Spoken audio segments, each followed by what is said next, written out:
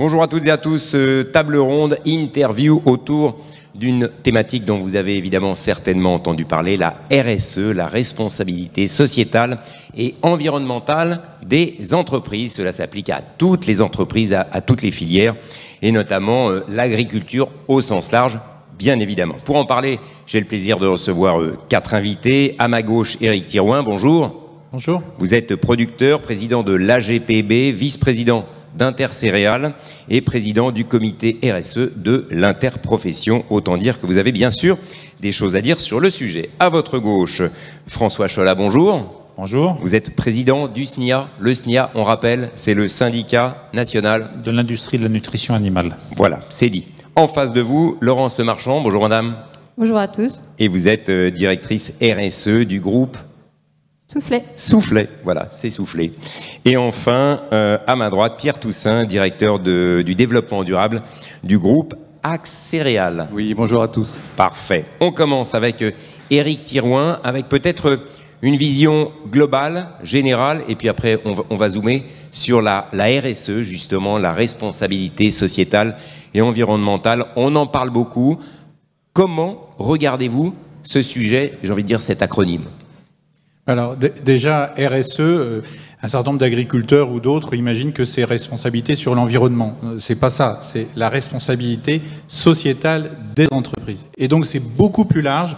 Et en fait, c'est avec un certain nombre de sujets qui,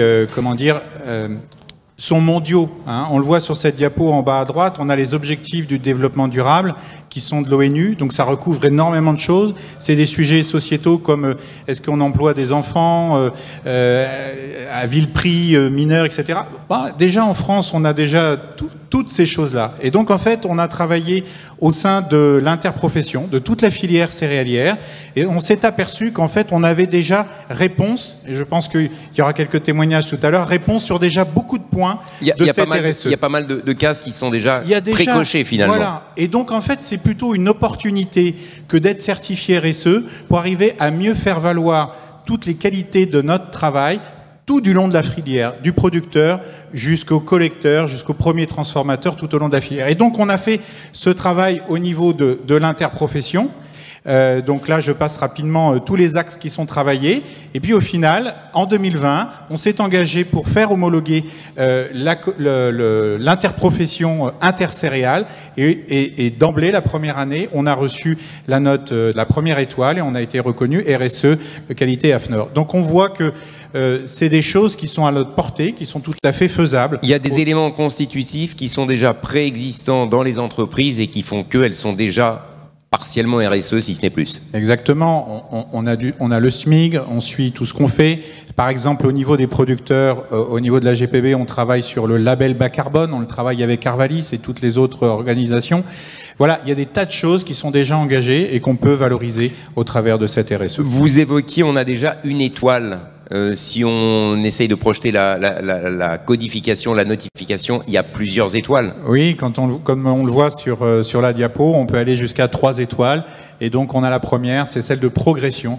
Donc on a encore de la marge de progression et on y travaille. Ce sera un objectif obligatoire, les 3 étoiles, ou une étoile sera acceptable, 2, 3, comment ça se passera? Ah non, la démarche RSE, il n'y a pas de côté obligatoire, mais c'est vraiment une manière de valoriser tout ce que l'on sait faire. Et pour l'instant, c'est pas le cas. Par contre, vous avez des entreprises aujourd'hui, par exemple des établissements bancaires, à qui les sociétaires demandent est-ce qu'il y a une politique bancaire qui respecte la RSE. Et on voit que petit à petit, cette demande sociétale avance et va devenir de plus en plus exigeante. Ce qui n'est pas encore une obligation est un avantage aujourd'hui et risque de devenir une nécessité absolue demain, finalement. C'est pour ça qu'on est convaincu qu'aujourd'hui, c'est une opportunité qu'il faut se saisir, arriver à traduire nos qualités dans cette reconnaissance pour pouvoir la valoriser. À vos côtés, François Cholat, donc je rappelle que vous êtes président du SNIA, le syndicat national de l'industrie et de la nutrition animale. Comment, vous, de votre côté, vous observez là aussi la RSE? Alors notre métier, c'est de nourrir les animaux, bien nourrir les animaux pour bien nourrir les hommes. Donc la RSE fait partie des attentes sociétales, fait partie des attentes de nos marchés.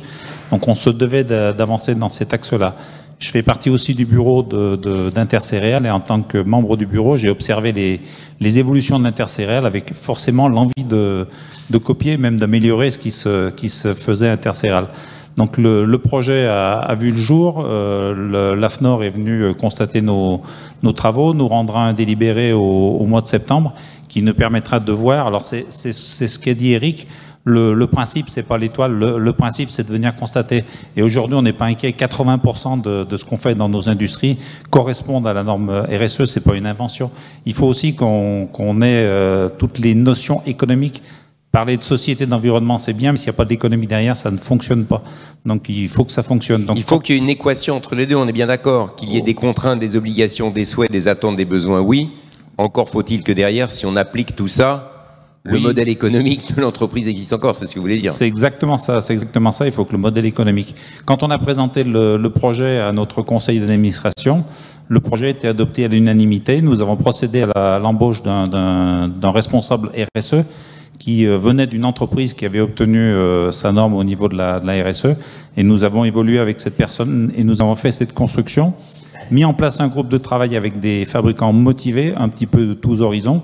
Parce qu'il faut savoir qu'en nutrition animale, les fabricants ils vont de 3 millions de tonnes à 2000 tonnes par an. Et notre pendant côté coopération agricole nous suit dans nos travaux. Et l'objectif, c'est d'emmener toute la famille de la nutrition animale, donc de faire la démonstration avec le syndicat et ensuite de persuader nos adhérents de suivre dans cette démarche et d'avancer dans cette démarche. On ne va pas se mentir, il y a des sujets sensibles. Les animaux, la nutrition animale est aussi un sujet en tant que tel. Et c'est vrai que, comme vous dites, comme on le dit tous, les attentes sociétales sont importantes.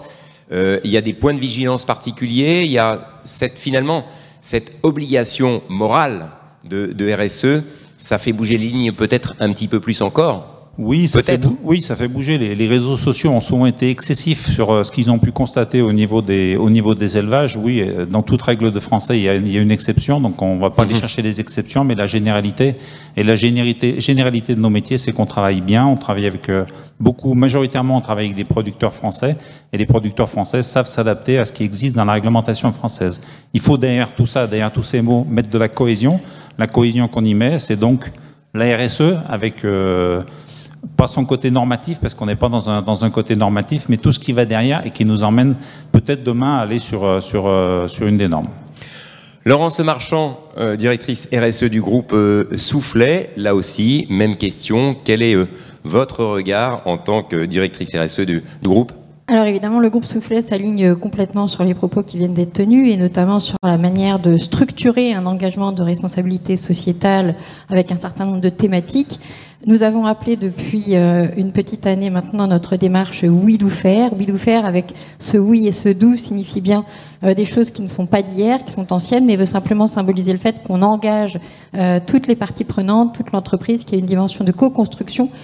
Cette RSE, elle sert aussi à ça, pour amener des éléments de transparence, des éléments de preuve vers des parties prenantes qui devraient pouvoir accorder de la valeur à ces dispositifs. Donc c'est vraiment quelque chose à voir plutôt comme une mécanique qui organise des sujets qu'on traite depuis très longtemps. Soufflet a accompagné les agriculteurs tout au long de son existence dans les différentes étapes de transition, de transformation de l'agriculture, et c'est quelque chose de quasiment permanent, lié à l'innovation bien entendu. Donc ça n'est absolument pas quelque chose de neuf, c'est juste effectivement une volonté de dynamiser, de structurer, de mieux répondre à nos parties prenantes par un certain nombre d'informations claires, correctement affichées, et même, puisque nous sommes membres d'honneur de la note globale depuis sa mise en place, donc la note globale est un dispositif, là encore une méthode, un outil au service d'amener cette information sous la forme d'un scoring pour que les consommateurs sur leurs produits puissent clairement identifier qu'il y a un certain nombre d'actions favorables, agronomiquement satisfaisantes, qui sont réalisées par certains produits, peut-être un peu plus que d'autres, et dans ce sens d'amener de la valeur. C'est important justement, vous parliez du client final, et c'est important effectivement de communiquer, parce que finalement c'est lui qui demande, qui attend, voire qui reproche. Informer le client des moyens mis en œuvre, des solutions mises en œuvre, de ce qui est mis en œuvre, c'est important, c'est même fondamental finalement, parce qu'on peut parfois tout faire, tout bien faire, si on ne le dit pas, personne ne le sait, enfin hormis les intéressés à la base.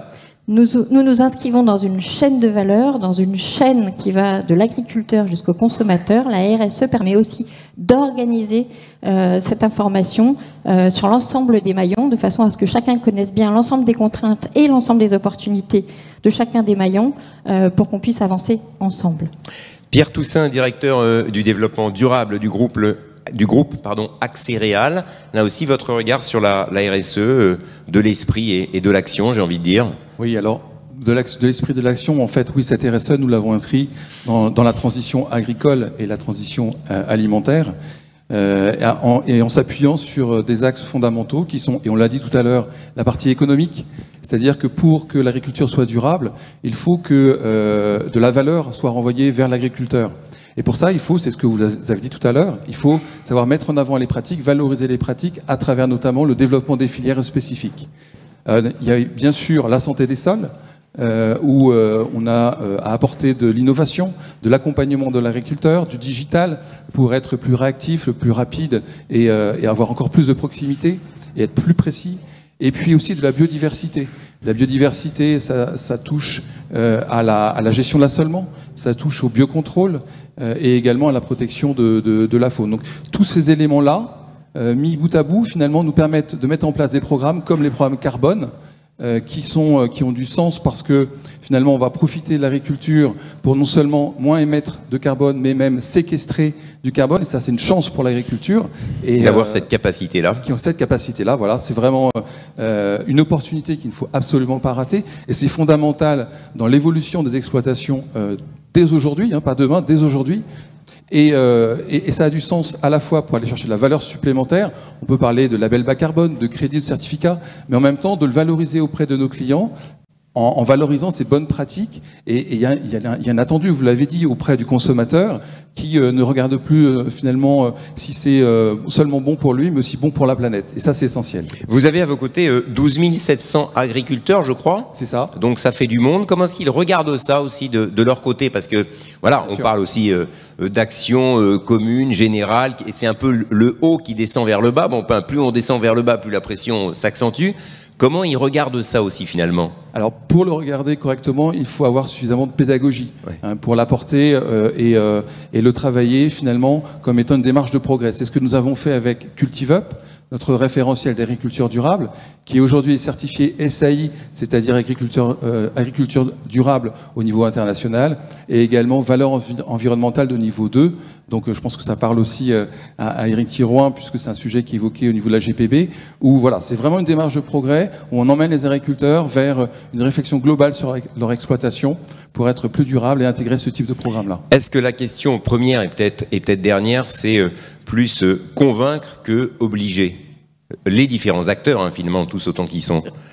Éric Thirouin. C'est évident quand on parle de valeur, et j'ai insisté beaucoup là-dessus, pour un exploitant agricole, si on lui dit, ben voilà, on va pouvoir avoir quelques euros, X euros de plus, j'ose pas m'avancer sur le voilà, montant, c'est X. X euros de plus sur la tonne, après l'agriculteur choisit, soit il va remplir tous les documents, parce que bien souvent ça se traduit par des documents avant d'être des actions, c'est-à-dire répertoriés, puisqu'il faut prouver, il faut tracer.